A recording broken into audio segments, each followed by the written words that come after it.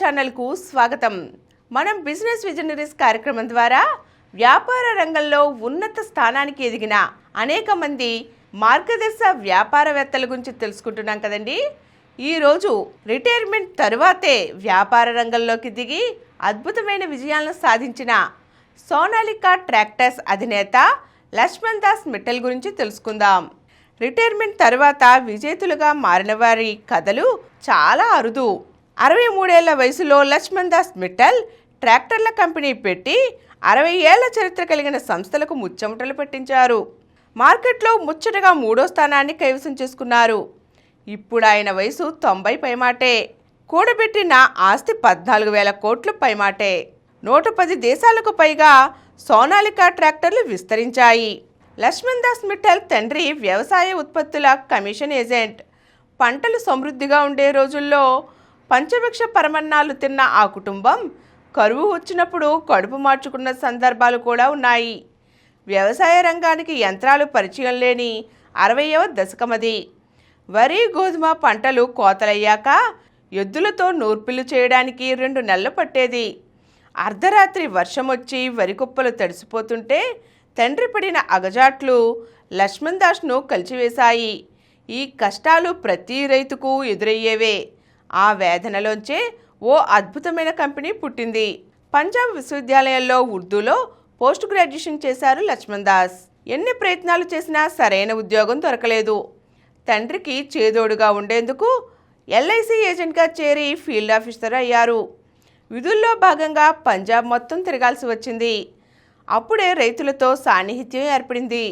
నూర్పిళ్ల కష్టాలను చూసినప్పుడల్లా తండ్రి పడ్డ బాధలే గుర్తుకొచ్చేవి.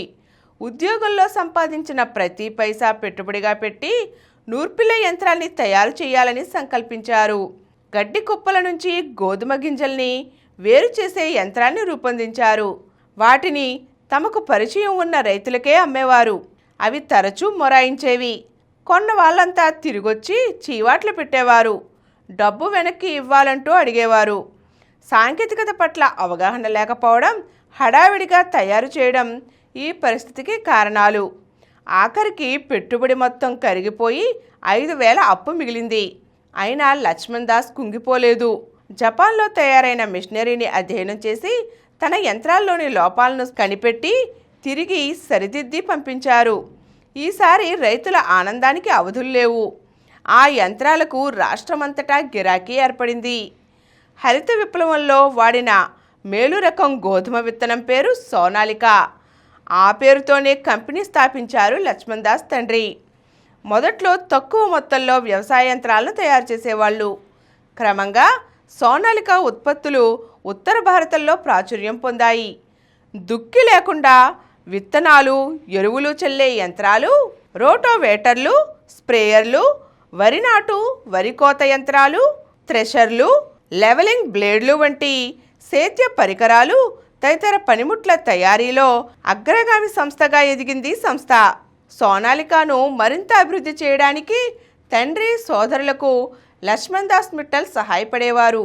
మరోవైపు LIC నౌకరీలో కష్టపడి పనిచేస్తూ ఉన్నతాధికారుల మెప్పు పొందారు. ప్రమోషన్లు వచ్చాయి. డిప్యూటీ జోనల్ మేనేజర్గా పదవీ విరమణ చేశారు. తనకు ఎప్పటి నుంచో ఉర్దూలో కవిత్వం రాయాలని ఉండేది. కొన్ని పత్రికలకు రాసి ఆముచ్చటా తీర్చుకున్నారు. రిటైర్ అయ్యాక ఖాళీగా ఇంట్లో కూర్చోవడం ఎందుకు?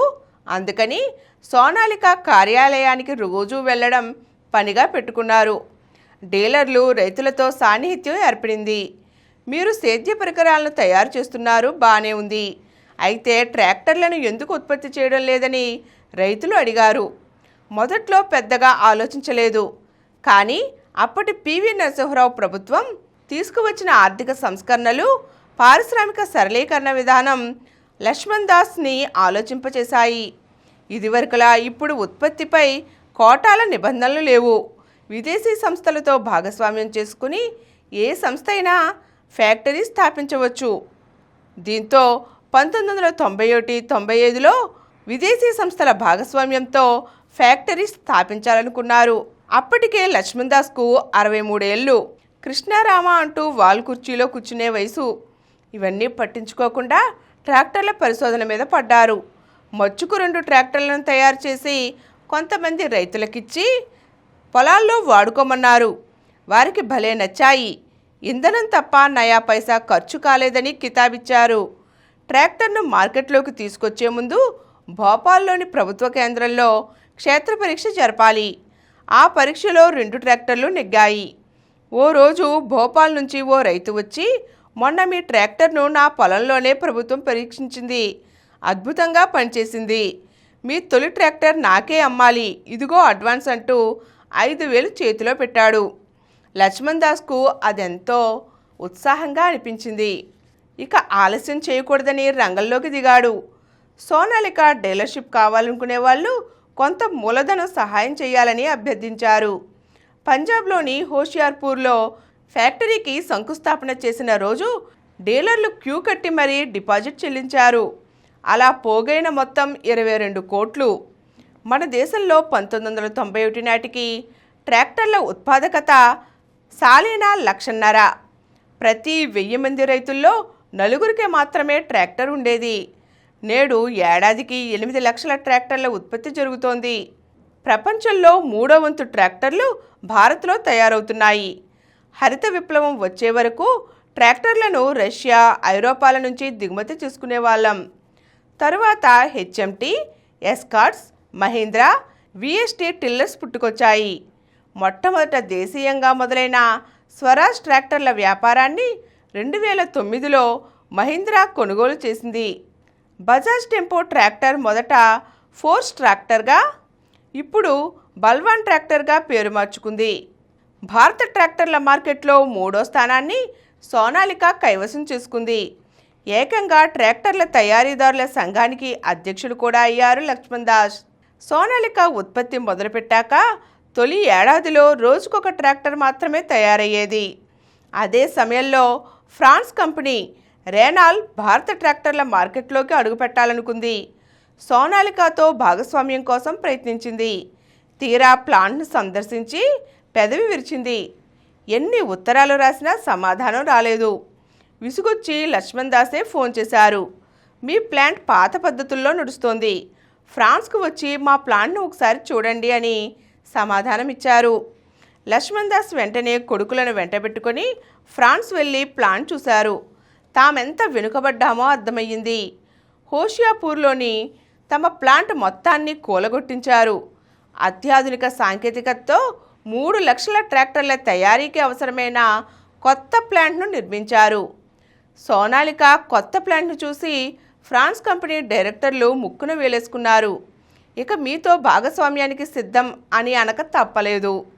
అలా 5 ఏళ్ళు 2 కంపెనీలు కలిసి ట్రాక్టర్లు ఉత్పత్తి చేశాయి. ఆ తరువాత రెనాల్ ట్రాక్టర్ల వ్యాపారానికి స్వస్తి పలికి కార్ల ఉత్పత్తి వైపు దృష్టి పెట్టింది.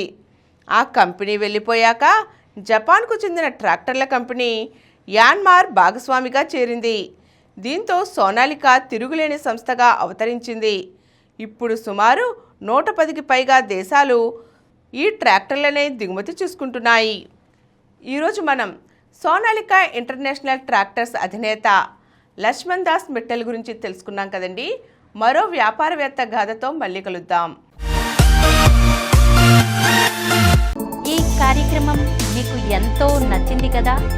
ఇటువంటి మరిన్ని వీడియోల కోసం అనతి కాలంలోనే 21 కోట్ల వ్యూస్ సాధించిన సమరం ఛానల్ సమర్పించు సమరం భవిత ఛానల్కు సబ్స్క్రైబ్ చేయండి, లైక్ చేయండి, మీ ఫ్రెండ్స్కి షేర్ చేయండి. అలాగే ప్రక్కనున్న గంట సింబల్ని ప్రెస్ చేయడం మర్చిపోకండి.